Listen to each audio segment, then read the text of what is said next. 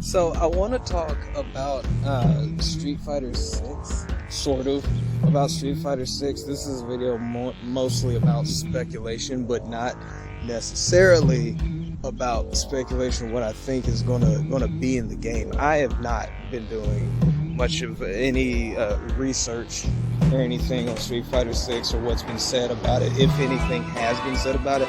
Rather, what I'm talking about in this video is what I think, what interesting takes could be had on the direction of the Street Fighter franchise based on what I've seen and what I think would be an interesting direction in general.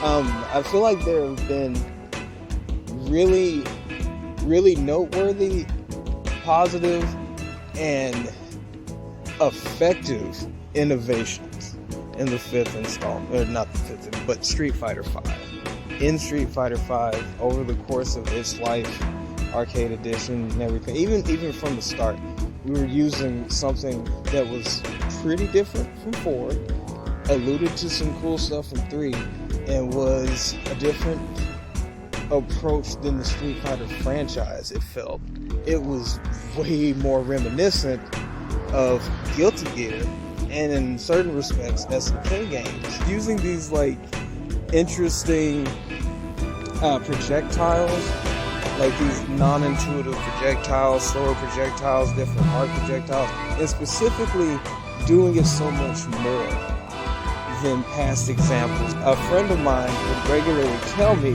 that he could tell from changes he was seeing going into Omega mode, going into Ultra Street Fighter 4, and changes that were being made in 5, or as it was being previewed before 5 even came out in 2016. He would often point out that he could tell from all the Street Fighter forums over the years the things that people complained about and suggested and talked about what they loved and hated about Street Fighter. He said he could definitely tell the Capcom staff had been in those forums. People from Capcom paid attention to what fans had been saying about these games for years in these FGC forums. Even without looking at a lot of these forums, I could tell what things people really appreciated about fighting games in the last decade. The things that got people the most hype from just looking at footage and knowing what gets me hyped. And it was very apparent to me that in 5, this is some really good pandering. As negative of a connotation as that word can have, this was pandering for everything that we wanted. It was the type of play that we wanted. The play that you would see way more in Street Fighter V is a much heavier focus on reset play. There's a lot of comboing, but comboing definitely comes across as not being the initial focus of Street Fighter V. Like, it is the reset play, it is the accountability, it is the demanding play style that makes us focus way more on our neutral and our footsies. Here's the deal, this is what I think should be done in relation to like future Street Fighter games, future 2D fighters. I think this should be really interesting. Street Fighter V can actually be really fast-paced. What's specific to it is that it's very high intensity because it's fast-paced, and it's still very demanding in its accountability. So everyone's also really tense about all the decisions they're making. You're seeing a whole bunch of high-octane Rochambeau. That is what Street Fighter V can very often be. There's a lot of tension in there. It's all very fast-paced stuff. My idea, the next thing to enter into that scramble of ambiguity that freaks people out so much, that scares people, buffing. Let's do high-paced buffing. I want to see high-paced buffing.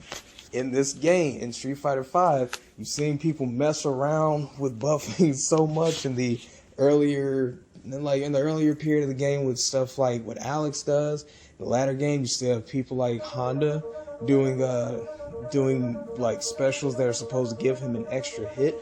Hell, Rose comes out and we actually finally start messing around with debuffing. And that's interesting to me, despite the fact that like that's not my type of game. Like, I don't know, that almost starts venturing into like RPGs and stuff. I am not huge on changing the actual frame data of any game. I like my baseline and being able to know that it's reliable, but I can tell the objective value and interest in doing that, and I support it. And I think if I can get used to it, anybody can get used to it.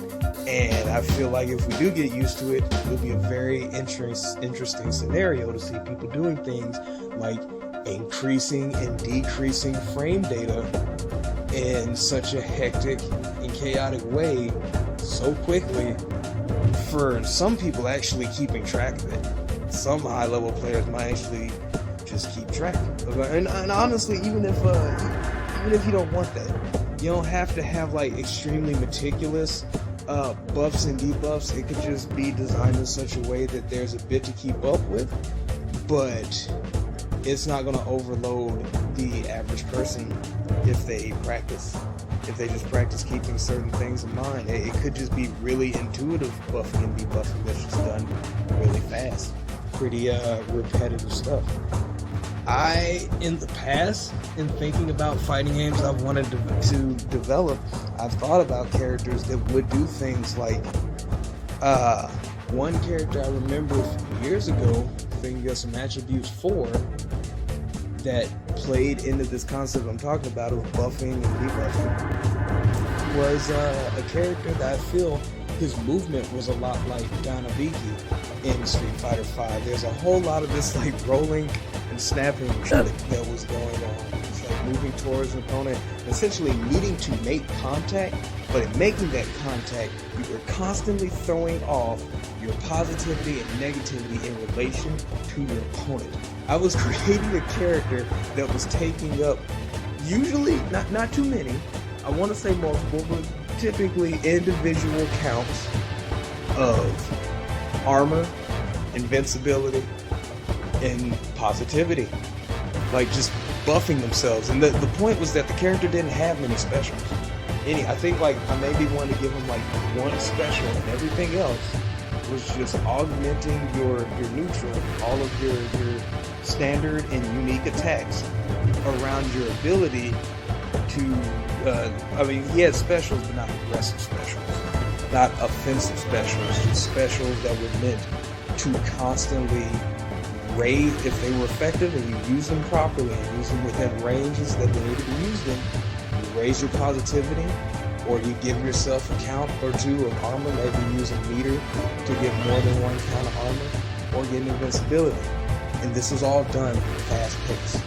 I actually have other ideas I'll talk about sometime in much shorter videos.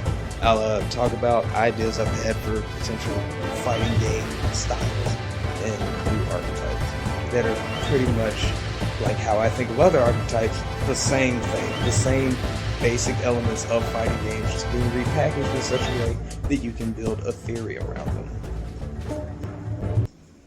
Next time.